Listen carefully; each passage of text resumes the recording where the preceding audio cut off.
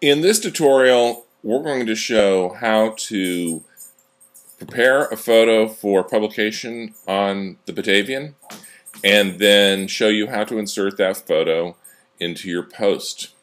So this post I've been working on about Dean Richmond helped make Genesee County famous is where I'm going to put a photo that I have taken a while back of the Richmond tomb in the Batavia Cemetery.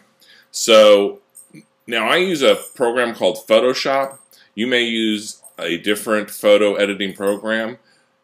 The controls may be a little different in whatever you use, but the basic functionality that we need for this particular post are going to exist in both Photoshop and whatever you're using.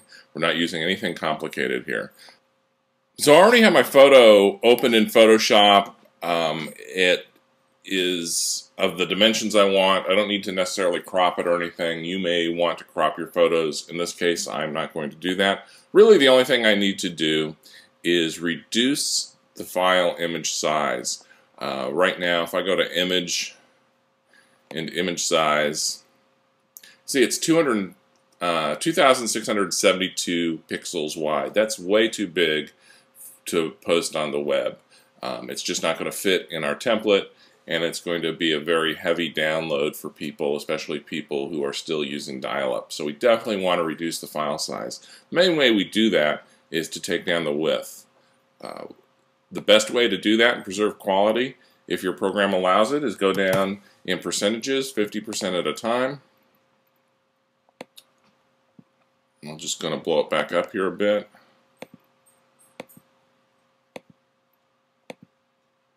That's the 100% magnifying, so I go back to image size again.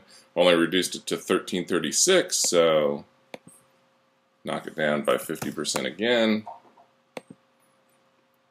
Now at this point, just to help preserve image quality, I use a tool called Unsharpened Mask. This may very well be in your program. It's a fairly common filter.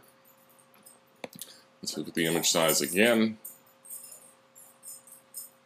And it's 668. Now I don't need to go down by 50% anymore because I'm within the range that I want to be. The ideal width, if you want a picture to fit the entire width of your blog post on the Batavian, is 470 pixels. So that's what I'm going to make this.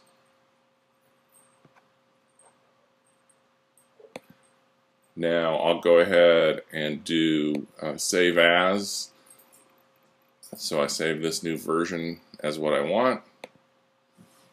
I'll just add 470 so I know that's the width that I'm using on this photo. And I click OK. Now, if you're able on a JPEG to change the quality, you can reduce the file load time. If you make it a 5 or a 6 quality, maybe even a 4 is fine. I usually go with 6. And that will help reduce the image size, the file weight, the amount of time it takes to download even further. So now the photo is ready for upload.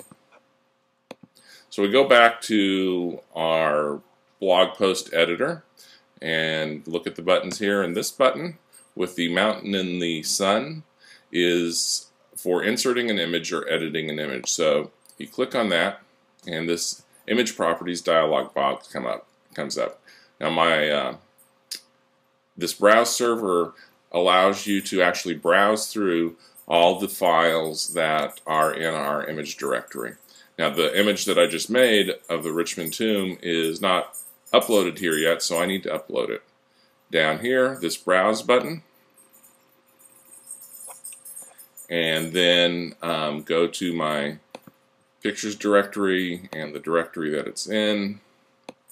And there's my file. So I just open it, and you can see the path to it on your local machine appears here, and you just click Upload. And wait, usually not too long for it to upload. Now you have to go through these files and find it. It's a good idea to remember what you named it. Here's my file, Richmond Tomb 470, so I click OK. And now you can see that's been uploaded to the site, where it is. It's a good idea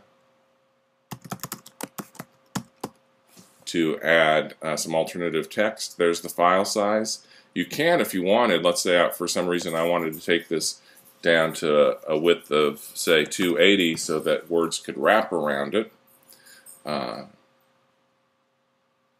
I could reduce the size right there. And you can see this little lock shows that it will constrain the height and width to match. But we're going to stick with 470 for this particular picture. I don't need a border. We'll just put in a 2-point border. And H space and V space I don't need for this post, and a line I don't need for this post. In a second I'll show you another picture that's in this post and what I did with all that stuff. But I'm ready to insert this, so I click OK. And it was right at the top of my post. Actually, I'll just put in a return here and create some space. Now, one thing to remember is wherever this cursor is, that's where your photo is going to insert. So, now let's look at another photo that I put in here earlier. This train photo. And if I click it, you can see it becomes active, and now I can click the image insert and edit button, and all the properties for this particular photo come up. You can see I set the width. Let's say I wanted to change the width though from 280 to 270. Watch how everything constrains quite nicely. I did the H space, or the border, the H space, the V space, and I aligned it left. That means the picture will move to the left of the frame, and you want to use a left or right alignment when your pictures are smaller than that 470 width, so that, and make them much smaller to give space for the text to wrap around, as you see here. See how the text wraps around the photo. And if you use the align left or right, then this is what you'll get.